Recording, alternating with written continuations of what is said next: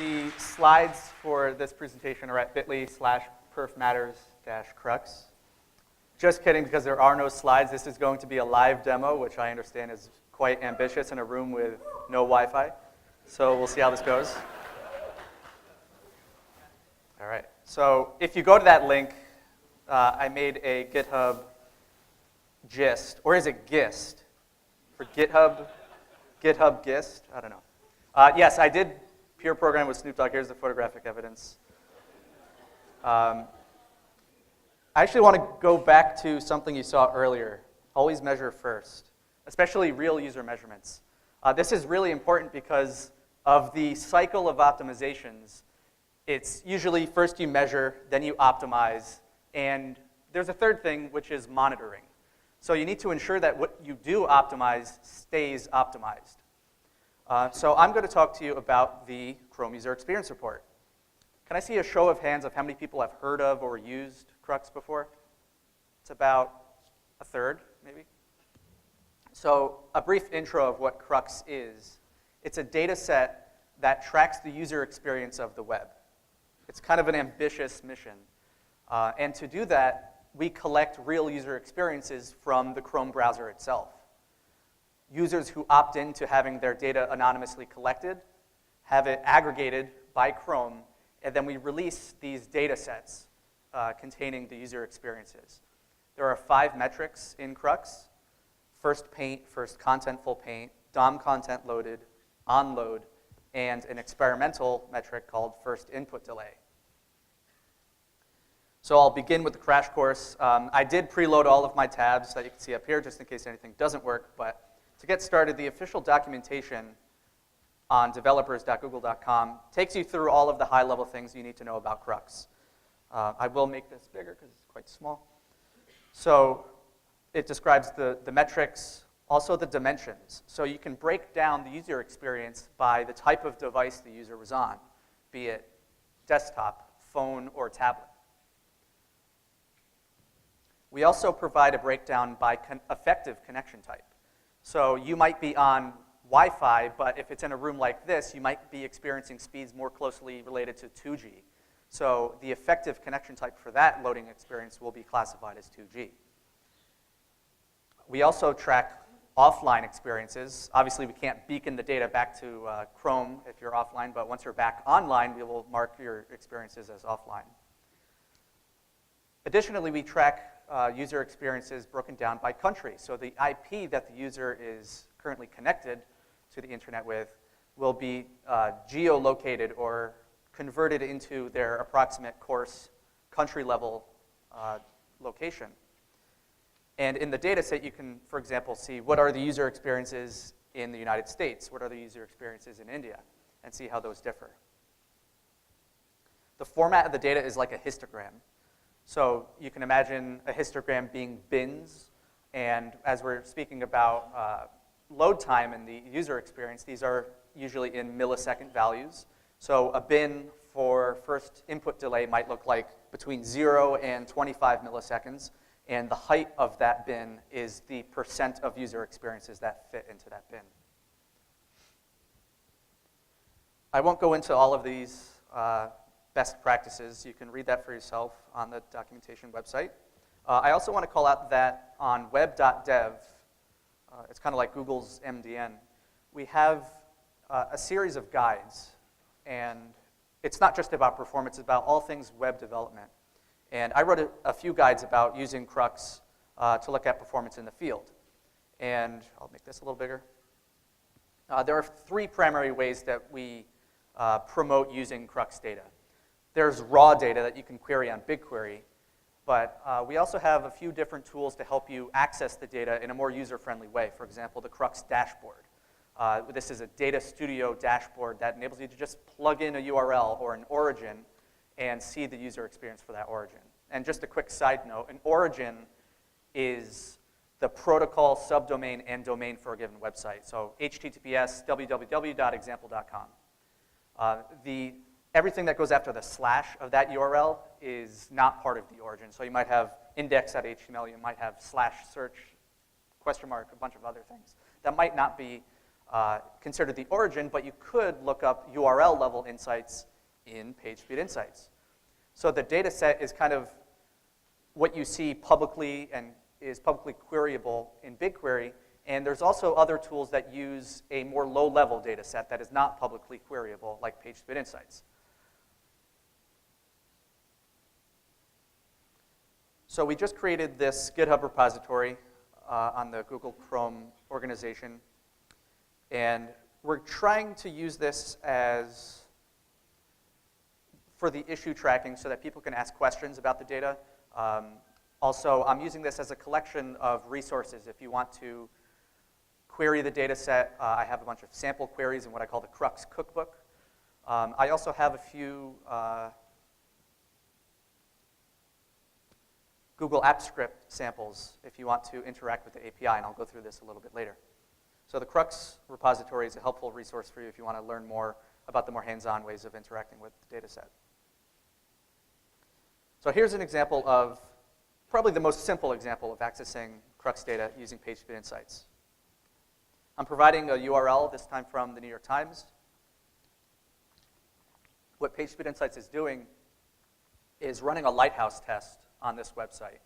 And at the same time, it's pulling out Crux data from this back-end internal Crux data set. And what we're going to find is that for this particular web page, we have field data of the first contentful paint and first input delay. The number that you see here, 2.3, is the 90th percentile first contentful paint. And by the way, this is broken down by mobile and desktop. So for mobile devices or mobile users, 90% of them experience a contentful paint for the first time at 2.3 seconds. First input delay, on the other hand, this is kind of insane. 4.7 seconds is the time it takes from the user saying, I want to click or interact with something on this page, to the time when the browser is actually able to respond to that input event. The distributions that you see here, so for example, are broken down by fast, average, and slow experiences. I mentioned that Crux is organized as a histogram. We can simplify the bins between 0 and 25 milliseconds and 25 to 50. We could just group them all up and say everything under, in the case of first contentful paint, everything less than 1 second, we're just going to call that fast. Everything greater than 2.5 seconds, we're going to call that slow. Greater than or equal. And everything in the middle is average. So this is field data for this particular URL. We also have field data for the origin of NewYorkTimes.com as a whole. And we'll see the origin is classified as slow. You'll get a slow label if either FCP or FID are slow. And we can actually compare how different, or not different, the user experience is on this particular page versus the origin as a whole. And they're actually pretty similar. I should also note that Pagespeed Insights uses a data set that is aggregated every day of the previous 30-day window. So it's kind of a rolling window. You can check it today and see different results that you'll see tomorrow. Contrast that with the Bigquery data set, the publicly queryable one, which is aggregated at the monthly level. For example, let's see, a week from today will be the second Tuesday of the month, and that's when we publish the monthly data set.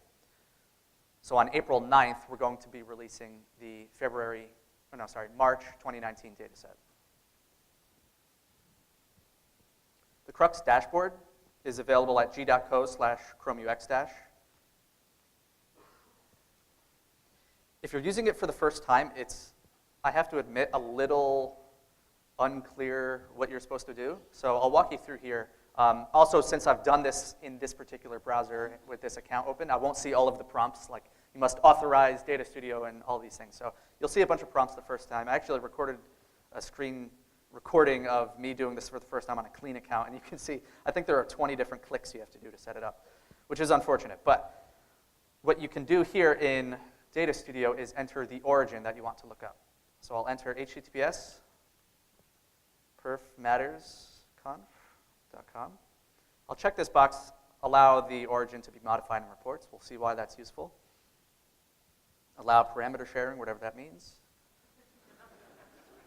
That's one of the required clicks. And you're presented with the schema, which you don't have to do anything on. You can just admire, this is what the schema looks like. It does tell you the breakdown of fast, average, and slow, and unfortunately we're waiting for the PR to merge, in which these are updated with the correct value, so it's between 1 and 2.5 seconds for first paint and first contentful paint. All you need to do is click Create Report, and Create Report again.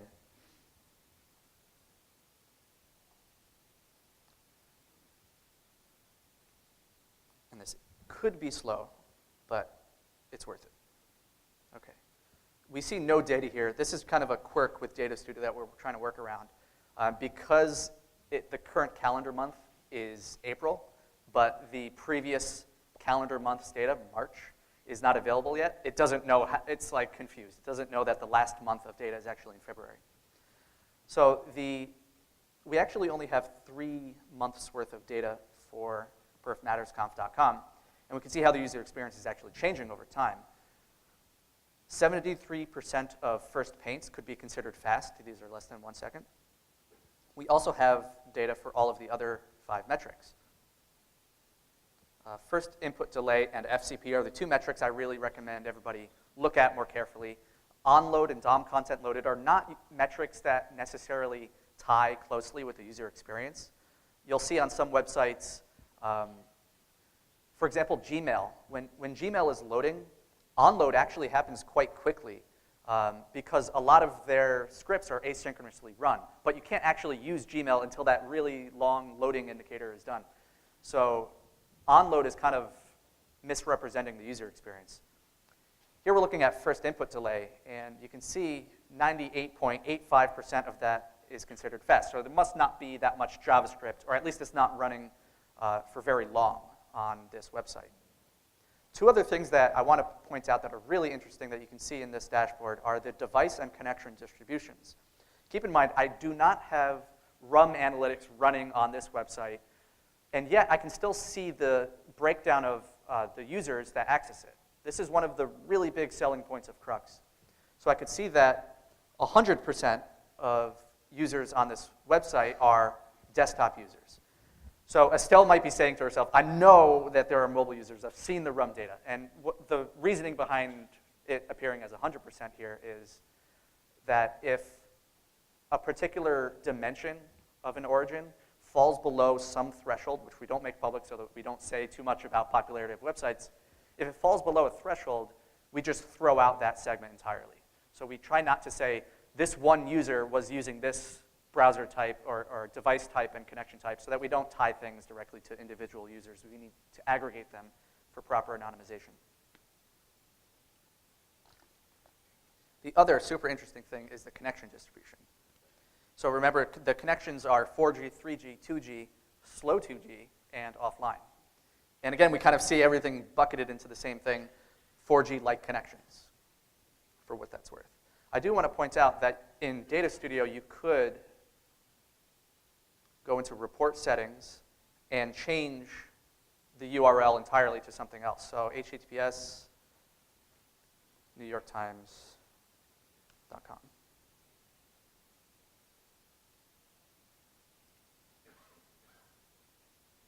So many more months of data. They have a much larger pool of users. 96% of them are on 4G-like connections. And the device distribution, I think we can expect to see a little bit more even breakdown. So 1/3 are on phones, 2/3 on desktop. You're going to notice many, many origins have 1% or less tablet usage. This is normal, but I think one thing we need to keep in mind is we can break down desktop and mobile in this case is phone plus tablet. So in Pagespeed Insights, when you see the mobile tab, it's actually aggregating both. So let's move on. That's the Crux Dashboard. A couple of tips about the dashboard. It's customizable, it's shareable, it's embeddable. It's just like a Google Doc. You can share it with people, control who can access it, who can edit, who can read it, who can comment. You can embed it on a web page. So you can imagine setting up a dashboard of your website or even your competitor's website's idea and have that on a monitor in your office and say month to month, head to head, which competitor or is your competitor doing faster than you? That's quite a nice motivator if you want to convince management or people who might not necessarily be invested in performance to care more about it. I find it to be quite motivating when you can show your boss that your competitor is faster than you. Test My Site is a Crux tool that is geared less towards a technical crowd, but is another one of those tools that you can show to management, the C-level people in your organization. You enter a domain, so this is not the origin, it's a little more general now, so actually perfmattersconf is not in the most recent. So let's do nytimes.com. Loading.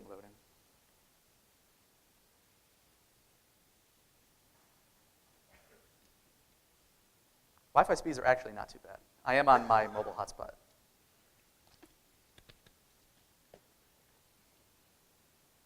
We'll skip to our results. Make it bigger. So it tells you, aggregated by the domain level, what your 90th percentile FCP is. So 2.3 seconds. And it has some nice breakdowns of geography and connection type. It's only for mobile. It also gives you a similar rating of whether it's fast, average, or slow. We don't see any change to the monthly trend, which is interesting for this website. The interesting things are down here. You could plug in, I don't know, let's say CNN.com, WashingtonPost.com, and compare competitors.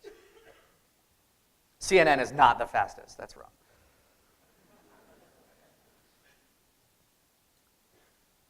This is my favorite part of the tool where you can, it's called the revenue impact calculator. So I do not know any of the revenue numbers for New York Times, but let's just estimate. How many monthly visitors on average does New York Times have? Let's say 250,000, I don't know, just guessing.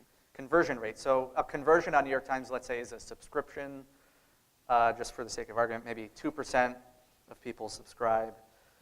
Average order value, I don't know, $9.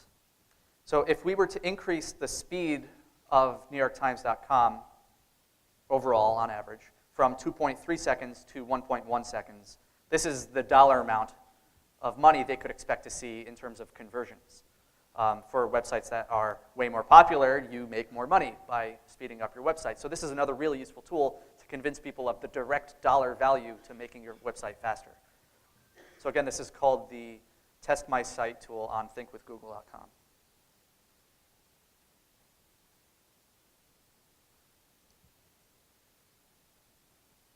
Did I lose the, there we go. So I want to show you the Pagespeed Insights API. I showed you Pagespeed Insights, the web interface, but everything that you see there, all of that data can be accessed through its API. The documentation for that API is right here. The interesting thing is there are multiple versions of the API. Version 4 was the first one with Crux data integrated. We're now on version 5. Version 4 had FCP and DOM content loaded. Version 5 has FCP and FID. So I want to show you an example of exploring the API. You don't have to write any code to do this. Let's actually plug in that New York Times URL again.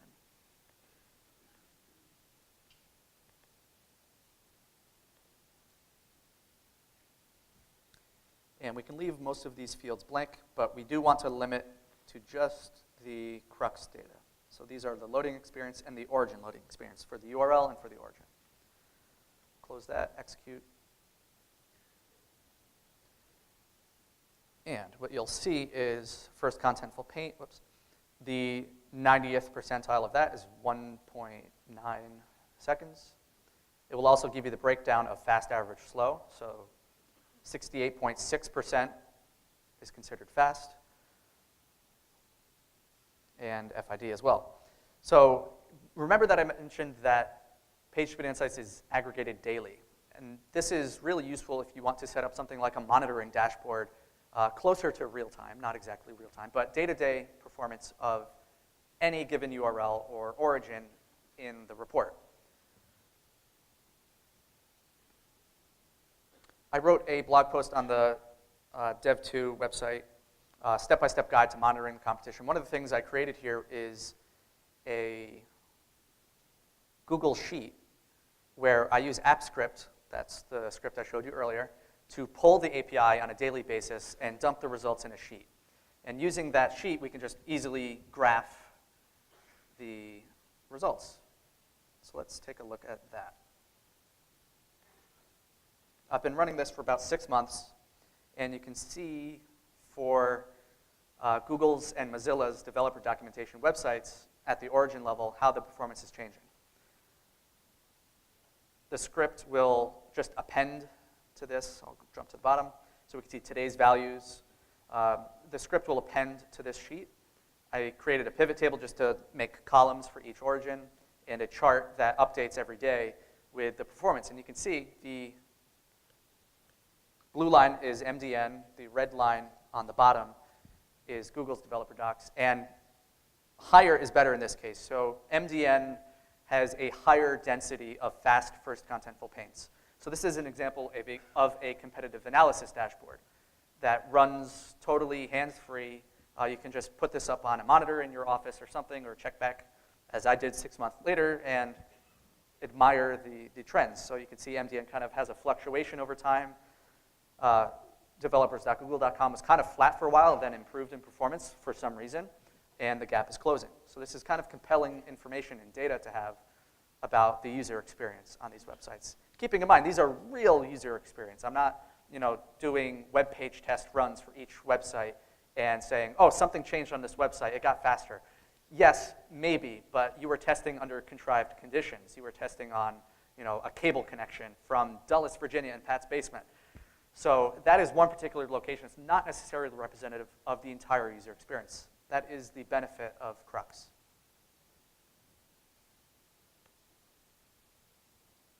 So that was the V4 API sheet. That was comparing FCP for 2 different origins. I also want to point out that you could put Data Studio on top of the Google Sheet and have an even prettier dashboard, much more interactive and nicer. With Data Studio, you can do a lot of really cool things. I mentioned embeddability is one thing it does well, sharing. And the data visualization is a little nicer in Data Studio as opposed to Sheets. I did create an example. I did not write a blog post about this yet, of using the V5 API. Rather than just showing you what I did, I want to, let's see, we have 3 minutes left. Maybe I won't walk you through it, but I will show you the script editor here of how it all works.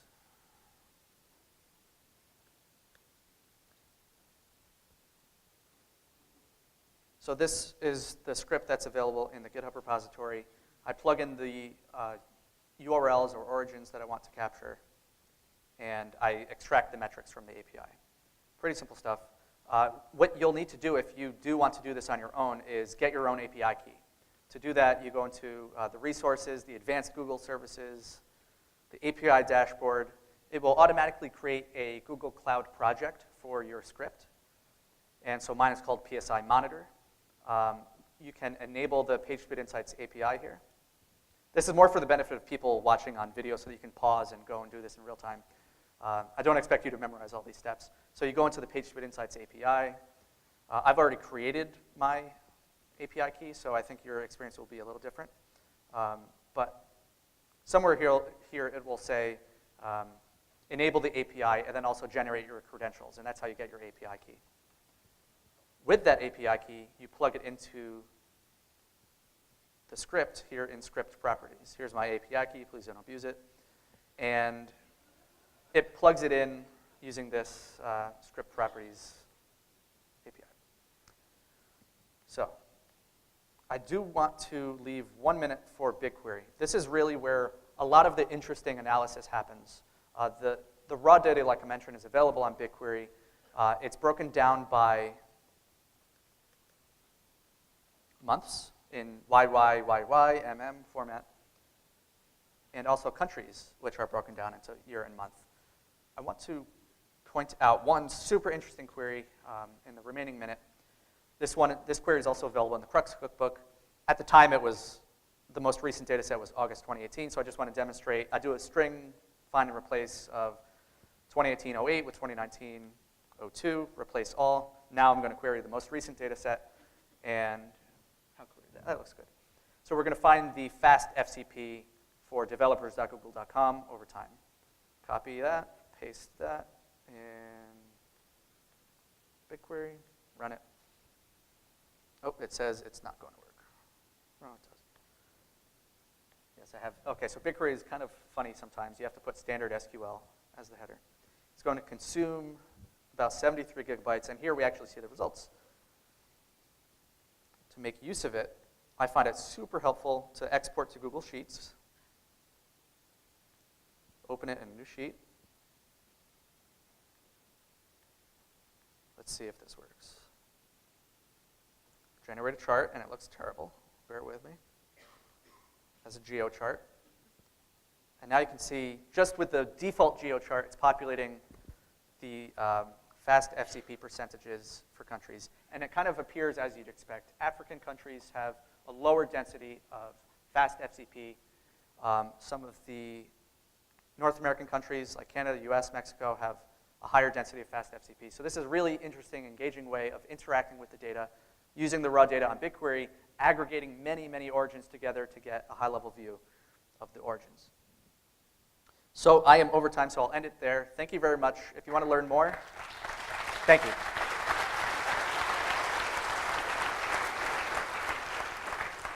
The link, again, bit.ly/perfmatterscrux.